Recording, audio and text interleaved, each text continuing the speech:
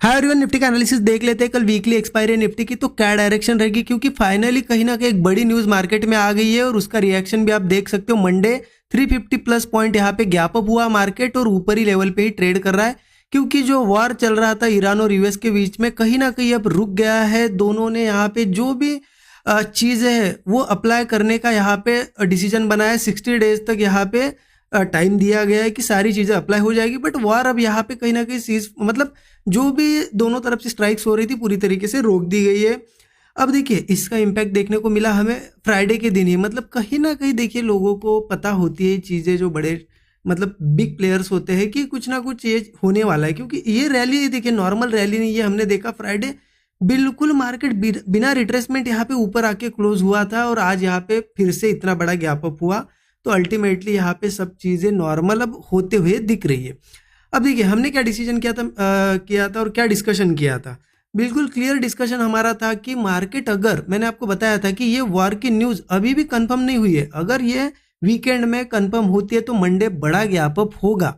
उसके बाद हम कहीं ना कहीं सेलिंग साइड तो मैं नहीं जाऊंगा, मैं बुलिश ट्रेड ही ढूंढूंगा। आपको बताया था। अब मैंने क्या किया, देखिए मार्केट यहाँ पे गैप अप हुआ, राइट, 350 प्लस पॉइंट। हाँ देख लेंगे हम। इंपॉर्टेंट है कि देखो पहले कि कहाँ ट्रेड प्लान किया, क्या किया गया। बाकी कल के लिए मैं लेवल्स भी आपको बताऊंगा कि कहाँ पे एग्जैक्टली ट्रेड्स बनेंगे और क्या हो सकता है मार्केट में। पहले देखिए किया क्या, यहाँ पे गैप अप हुआ बहुत बढ़िया यहाँ पे मार्केट। उसके बाद यहाँ पे एक ब्रेकआउट जैसा भी बना है, बट मैंने यहाँ पे मॉर्निंग में कोई ट्रेड नहीं लिया। स्टूडेंट ग्रुप में जो है उनको पता है मैंने कोई ट्रेड प्लान नहीं किया। क्यों नहीं प्लान किया, क्योंकि मेरी थिंकिंग यही थी यहाँ पे कि मार्केट, ये न्यूज़ सबको पता है, ये पूरे रिटेलर्स और सभी को पता है कि अब वॉर खत्म हो गया, मार्केट गैप अप भी हुआ।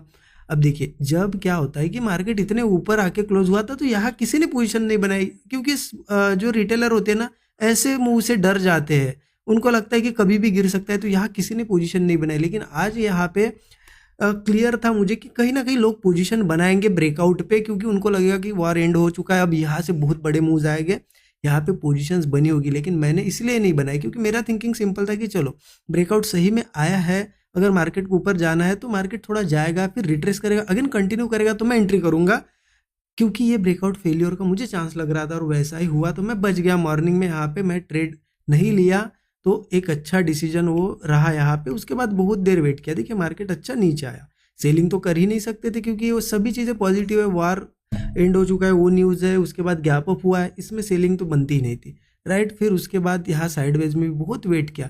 फाइनली यहाँ पे मैंने एक बुलिश ट्रेड प्लान किया लास्ट में 2-2:30 बजे के आसपास, 2:30 बजे के आसपास, देख सकते हो क्यों प्लान किया, क्योंकि देखिए रेजिस्टेंस रेजिस्टेंस रेजिस्टेंस फिर रेजिस्टेंस, यहाँ पे इतने रेजिस्टेंस बन रहे थे, उसके ऊपर मार्केट क्लोज ही नहीं कर रहा था, लेकिन एक क्लोजिंग मिली तो मुझे लगा था कि अब यहाँ से मार्केट ऊपरी लेवल पे क्लोज होगा।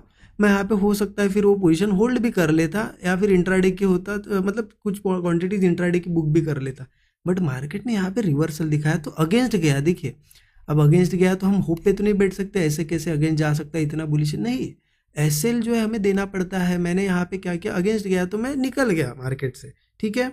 मैंने वेट बहुत देर किया, मुझे लगा यहाँ पे कि अगर ऊपर आके क्लोज होता है लास्ट में 10-20 मिनट में भी, क्योंकि होता है ऐसे बुलिश मार्केट में बड़ी कैंडल्स के साथ ऊपर आता है, तो मैं होल्ड भी करता, बट यहाँ पे मार्केट नीचे ही था तो उसको एग्जिट कर दिया। अब कल का प्लान क्या है मेरा, यहाँ पे देखिए क्लियर बताता हूँ आपको 15 मिनट चार्ट पे।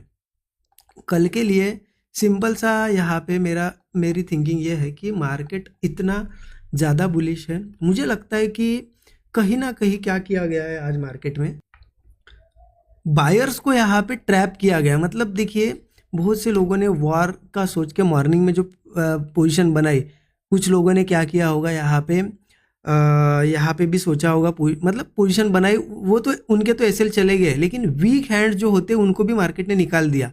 मतलब किनको निकाला, देखिए जो मॉर्निंग में पोजीशन बनाए उनको तो निकाला ही इस मूव में, लेकिन जो यहाँ से भी कॉल होल्ड करके गए थे, जो बहुत वीक प्लेयर्स होते हैं, उनको यहाँ पे आज क्या किया गया, नीचे जब आया देखिए सस्टेन करने के बाद भी नीचे आया, मतलब पूरा डरा दिया, मतलब उनको एग्जिट करवाया। बिग प्लेयर का यही होता है कि वो सबको पहले रिटेलर्स को एग्जिट कराते हैं फिर मूव लाते हैं, बाकी किसी को पैसा नहीं बनाने देते, राइट।